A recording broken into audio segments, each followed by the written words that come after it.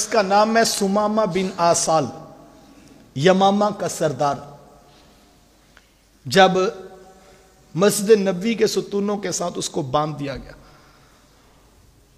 آقا کریم علیہ السلام اس کے پاس آئے اور اپنے میٹھے پیار بھرے لہجے میں پوچھا کہ سناؤ سمامہ کیا حال ہے؟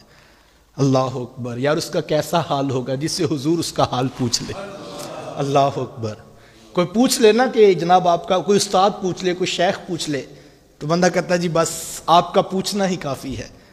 تو یہ تو بھی ایمان نہیں لائے تھے لیکن مقدر جاگ پڑے، بس حضور نے میٹھے لہجے میں پوچھا کہ سنا سمامہ کیا حال ہے؟ تو سمامہ نے 3 باتیں عرض کی۔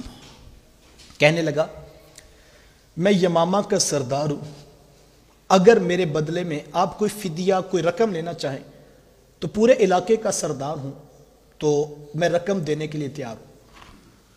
اگر آپ مجھے قتل کر دیں تو یمامہ کا سردار ہوں، عام شخص نہیں ہوں، میرے قبیلے والے میرے قتل کا بدلہ لیں گے، اور اگر آپ مجھے یوں ہی معاف کر دیں تو نسلی آدمی ہوں، احسان فراموش نہیں پائیں گے، جو محبت کریں گے اس کا صلہ ضرور دوں گا۔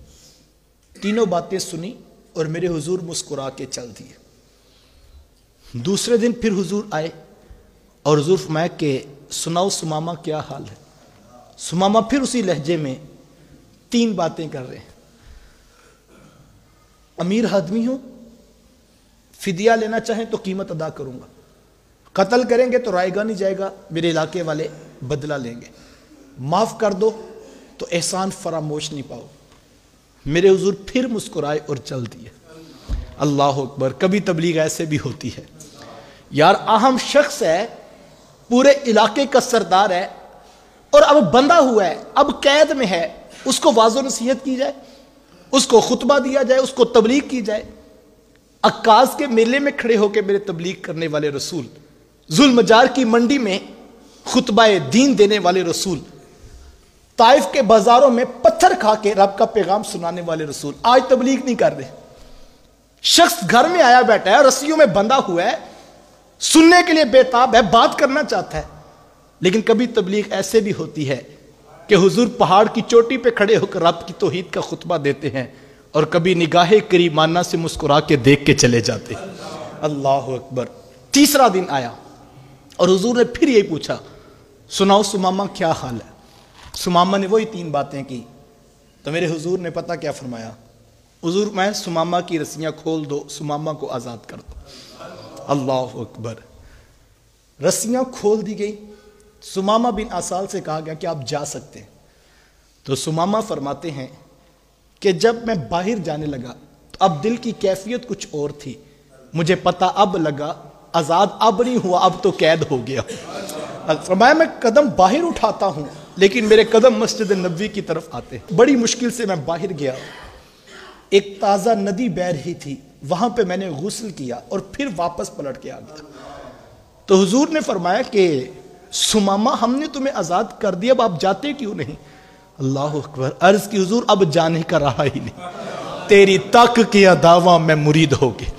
اللہ، مزہ تو اس بات کا نا، ہم تو 3 گھنٹے تقریر کریں تو لوگوں کے عقائد میں زبر اور زیر کا فرق نہ پڑے۔ اللہ، میرے حضور مسکرا کے دیکھ لیں، دل کے کفر ٹوٹ جاتے، وہ مسکرا کے دیکھ لیں تو دل کے کفر ٹوٹ جاتے ہیں۔ یہ مانگا کرو مالک کبھی رات زندگی میں ایسی آئے وہ ہمیں مسکرا کے دیکھ لے۔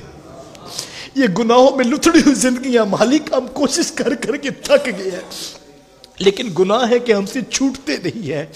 کبھی وہ مسکرا کے دیکھ لے تو ہماری زندگی کا سفر آسان ہو جائے۔ حضور میں سمامہ آپ کو تو چھوڑ دیا، آپ جاتے کیوں نہیں؟ عرض کی حضور اب جانے کا رہا ہی نہیں ہوں۔ اللہ اکبر۔ پھر سمامہ بن آسال نے جو بات کہی وہ سننے والی ہے۔ کہا حضور اس سے پہلے کیفیت یہ تھی کہ سب سے برا شہر اگر کوئی لگتا تھا تو وہ شہر مدینہ لگتا تھا، اور اب دل کی حالت یہ ہے جنوں ویک کے ٹھردیاں اکھیاں نے، جنوں ویک کے ٹھردا سینہ ہے، تیری ساری خدائی وچوں ربا ایک شہر مدینہ ہے۔ کہا حضور اب تو سب سے پیارا شہر آپ کا شہر لگتا ہے، اور اب سب سے سونا چہرہ بھی آپ کا ہی سونا چہرہ لگتا ہے۔ اور اب دین بھی آپ کا ہی پیارا لگتا ہے، حضور ہاتھ آگے بڑھائیے نا، سمامہ بن آسال کو بھی کلمہ محمدی پڑھا دیجیے۔ اللہ اکبر، جو ان کی نگاہ میں آ گیا وہ کامیاب ہے، اور جو ان کی اتباع میں آ گیا وہ کامیاب ہے۔ اللہ اکبر۔ تو میں بات کر رہا تھا کہ نگاہ رسول بھی دلوں کے زنگ توڑ دیتی ہے۔ یہ مانگنے کی چیز ہے کہ یا رسول اللہ انظر حالنا، یا رسول اللہ ہمارے حال پہ بھی نظر کرم کیجئے۔